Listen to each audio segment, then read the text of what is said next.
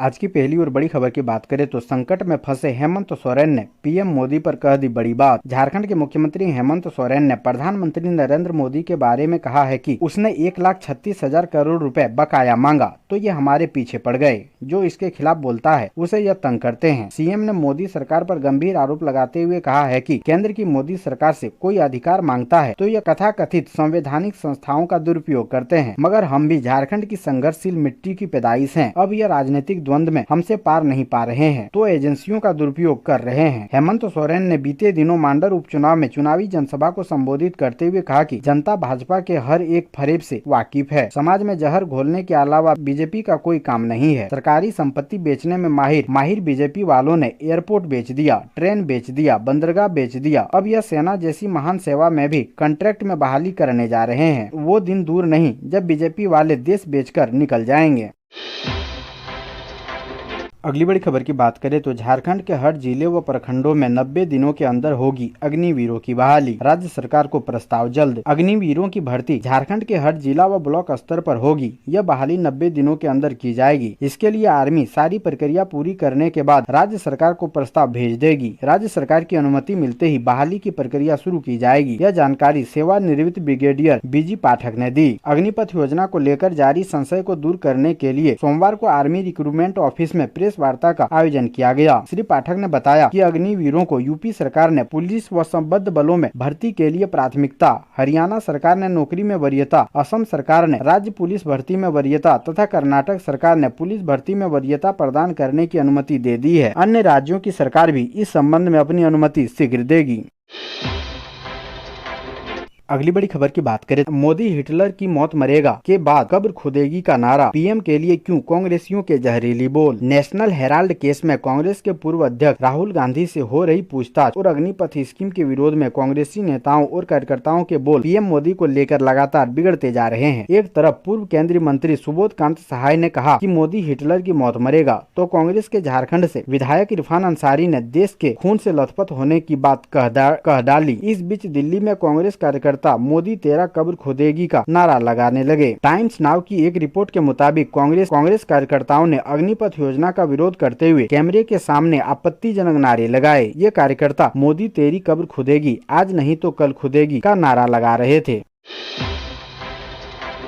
अगली बड़ी खबर की बात करें तो सरकारी स्कूलों के यूनिफॉर्म पर चढ़ेगा हरा रंग, बीजेपी बोली तुष्टीकरण कर रही है सरकार। झारखंड के सरकारी स्कूलों में छात्र छात्राओं के यूनिफॉर्म के ग्रीन कलर पर सियासी विवाद खड़ा हो गया है। सरकार ने तय किया है कि क्लास 1 से 5 तक छात्र छात्राओं के यूनिफॉर्म का कलर कोड नेवी ब्लू एवं पिंक और क्लास 6 से 12वीं तक के छात्र छात्राओं का यूनिफॉर्म ग्रीन व्हाइट होगा। राज्य के शिक्षा मंत्री जगन्नाथ महतो का कहना है कि हरा रंग हरियाली का सुखद एहसास देने और आँखों की रोशनी बढ़ाने वाला होता है, हमने इसलिए यह निर्णय लिया है। दूसरी तरफ बीजेपी ने इस निर्णय को तुष्टीकरण की राजनीति का हिस्सा करार दिया है। पूर्व मुख्यमंत्री और बीजेपी के राष्ट्रीय उपाध्यक्ष रघुवर दास ने कहा है, सरकार सभी सरकारी स्कूलों को मदरसे के रंग में रंग देना चाहती है। अगली बड़ी खबर की बात करें तो 22 जून से आद्रा नक्षत्र कर रहा प्रवेश, 24 को मानसून की झमाझम बारिश का अनुमान। झारखंड के करीब सभी जिलों में मानसून सक्रिय हो गया है, बारिश जारी है। अगले कुछ दिनों तक ऐसी ही स्थिति रहने की उम्मीद है। 22 जून को आद्रा नक्षत्र प्रवेश कर रहा है, इसके साथ ही बेहतर बारिश की उम्मीद की जा रही है। मौसम विज्ञान केंद्र के मुताबिक 24 को राजधानी और आसपास के इलाकों में कहीं भारी बारिश की संभावना है। मौसम विभाग ने बारिश के दौरान गर्जन और वज्रपात का भी अनुमान लगाया है। लोगों से पेड़ के नीचे खड़ा नहीं होने का आग्रह किया गया है। अगली बड़ी खबर की बात करें तो झारखंड में कोरोना से बचाव के लिए नई गाइडलाइन जारी, इन नियमों का पालन नहीं हुआ तो होगी कार्रवाई। कोरोना के बढ़ते मामलों को देखते हुए झारखंड सरकार ने नई गाइडलाइन जारी कर दी है। इसके तहत अब राज्य में मेला और जुलूस की अनुमति मिल गई है। इससे अब रथ यात्रा व श्रावणी मेले के आयोजन होने का रास्ता साफ हो गया है। किसी भी कार्यक्रम में निर्धारित व्यक्ति की संख्या भी समाप्त कर दी गई है, लेकिन सार्वजनिक जगहों पर सोशल डिस्टेंसिंग और मास्क का उपयोग करना बहुत जरूरी है। ये फैसला आपदा प्रबंधन प्राधिकार की बैठक में लिया गया। आपदा प्रबंधन के सचिव अमिताभ कौशल ने इसकी जानकारी दी है। उन्होंने बताया कि कोरोना का प्रसार ना हो, इसलिए राज्य में कार्यस्थल, सार्वजनिक स्थल और बंद स्थलों पर मास्क या फेस कवर पहनना अनिवार्य होगा। सोशल डिस्टेंसिंग के पालन पर भी जोर दिया गया है। अगली बड़ी खबर की बात करें तो ओवैसी की मुश्किलें बढ़ी, हेमंत सरकार ने पाकिस्तान जिंदाबाद के नारे पर कराई FIR। रांची पुलिस और प्रशासन की जांच रिपोर्ट में इस बात का खुलासा हुआ है कि एयरपोर्ट पर पाकिस्तान जिंदाबाद की नारेबाजी हुई थी। जांच करने वाली टीम ने उपायुक्त को रिपोर्ट सौंप दी है। इंटरनेट मीडिया में वायरल वीडियो की जांच में यह स्पष्ट हो गया है कि बिरसा मुंडा एयरपोर्ट से जब हैदराबाद के सांसद असुद्दीन ओवैसी बाहर निकले तो स्वागत में खड़े समर्थकों में से किसी ने पाकिस्तान जिंदाबाद के नारे लगाए। हालांकि वीडियो में नारे लगाने वाले व्यक्ति का चेहरा नहीं दिख रहा है। जांच के उपरांत जिला प्रशासन की टीम ने एयरपोर्ट थाना में अज्ञात के खिलाफ प्राथमिकी दर्ज कराई है। प्राथमिकी दर्ज कराने के बाद अब पुलिस अज्ञात आरोपितों की पहचान में जुटी हुई है। वहीं जांच रिपोर्ट बता रहे हैं कि रविवार को चान्हो में एक प्रत्याशी के समर्थन में जनसभा करने पहुंच असुद्दीन ओवैसी के स्वागत में समर्थकों ने पाकिस्तान जिंदाबाद के नारे लगाए थे।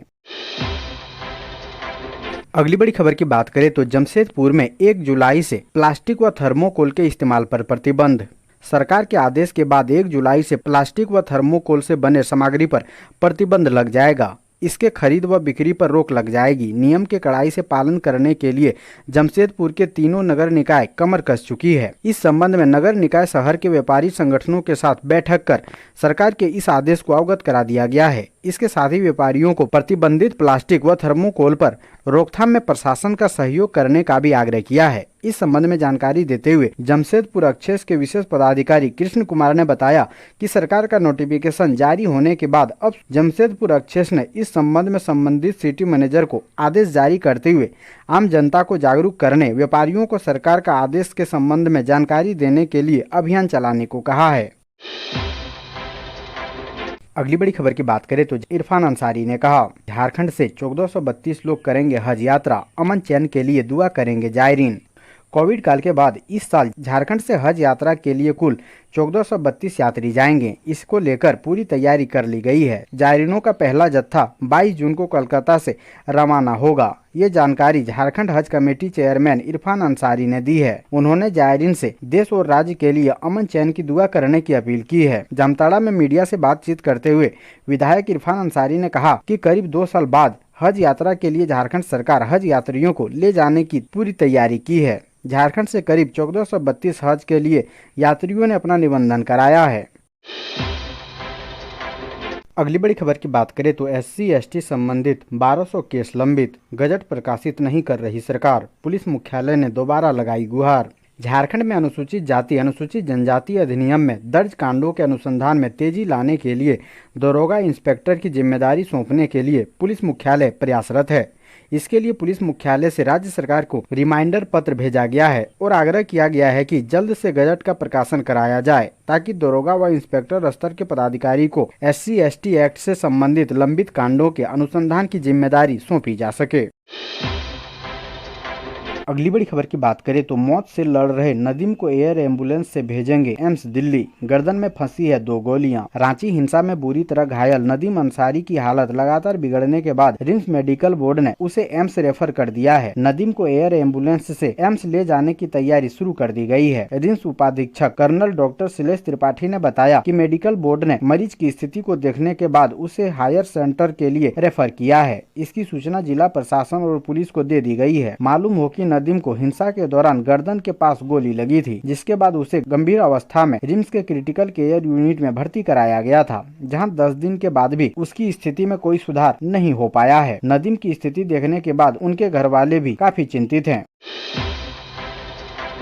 अगली बड़ी खबर की बात करें तो बालू की 5 गुना महंगाई से झारखंड में ठप हुआ कंस्ट्रक्शन कार्य। झारखंड में राज्य स्तर पर बालू की समस्या लंबे समय से बनी हुई है। बालू की कमी से हो रही समस्या को लेकर federation of Jharkhand chamber of commerce and industries, बालू एसोसिएशन और builder association of India Jharkhand की ओर से संयुक्त रूप से प्रेस वार्ता का आयोजन कर इसकी जानकारी दी गई। झारखंड चैम्बर अध्यक्ष धीरज तनेजा ने कहा है कि हमने विभागीय सचिव से मिलने का प्रयास किया था, लेकिन विभागीय सचिव तथा किसी व्यस्तता के कारण मिलने में असमर्थ हैं। मुख्यमंत्री के पूर्व के बयानों से यह स्पष्ट है कि वो भी चाहते हैं कि राज्य में बालू की सुगम उपलब्धता सुनिश्चित हो, लेकिन विभागीय उदासीनता के कारण स्थितियां और विकट हो गई है, जिस पर मुख्यमंत्री को हस्तक्षेप करने की आवश्यकता है। चैम्बर अध्यक्ष ने बताया कि जो बालू पूर्व में 15,000 रुपए प्रति हाईवा मिलता था, अब 75,000 रुपए तक मिल रहा है। बालू की कमी के कारण राज्य में ज्यादातर निर्माण कार्य बंद हैं। ऐसे हालात में बिल्डिंग निर्माण से जुड़े दैनिक मजदूरों के समक्ष आजीविका संकट उत्पन्न हो गई है। इसके इसके साथ ही cement, steel, tile, sanitary ware का व्यापार भी प्रभावित है।